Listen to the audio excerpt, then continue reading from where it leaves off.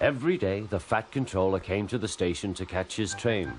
"Hello," he always said to Thomas. "Remember, don't be impatient, Thomas.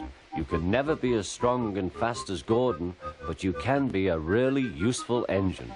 Don't let the silly trucks tease you."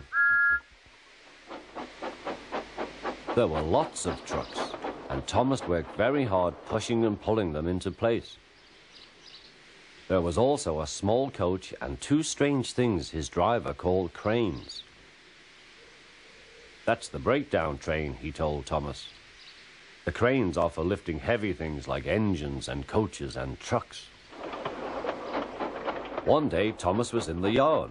Suddenly, he heard an engine whistling. "Help! Help!" A goods train came rushing through much too fast. The engine was James, and he was frightened. His brake blocks were on fire. They're pushing me," he panted. On, laughed the trucks. Still whistling, "Help! Help!" Poor James disappeared. "I'd like to teach those trucks a lesson," said Thomas the Tank Engine.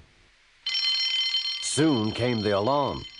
"James is off the line! The breakdown train! Quickly!"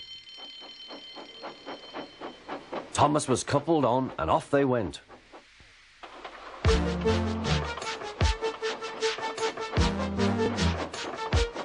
Thomas worked his hardest. "Hurry, hurry, hurry," he puffed.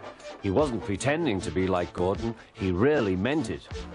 "Bother those trucks and their tricks. I hope poor James isn't hurt."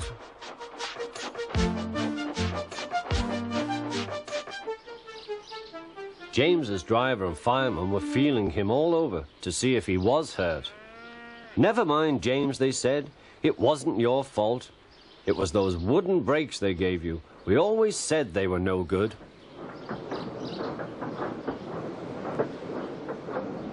Thomas pushed the breakdown train alongside. Then he pulled the unhurt trucks out of the way.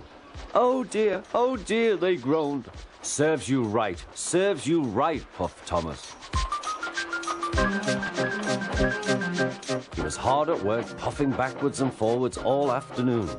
"This'll teach you a lesson, this'll teach you a lesson," he told the trucks. And they answered, "Yes, it will, yes, it will."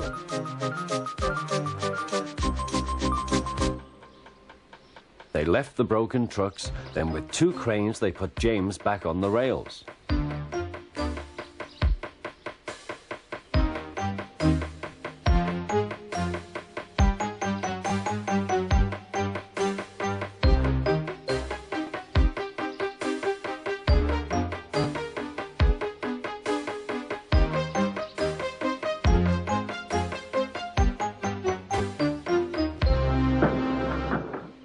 He tried to move, but he couldn't, so Thomas helped him back to the shed.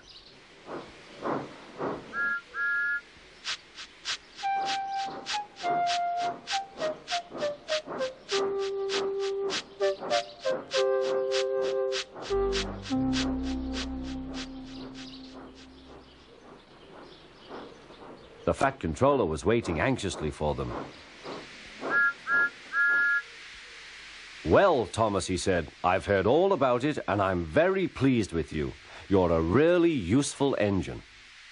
James shall have some proper brakes and a new coat of paint, and you shall have a branch line all to yourself." "Oh, thank you, sir," said Thomas. Now Thomas is as happy as can be. He has a branch line and two coaches called Annie and Clarabelle. He puffs proudly backwards and forwards with them all day.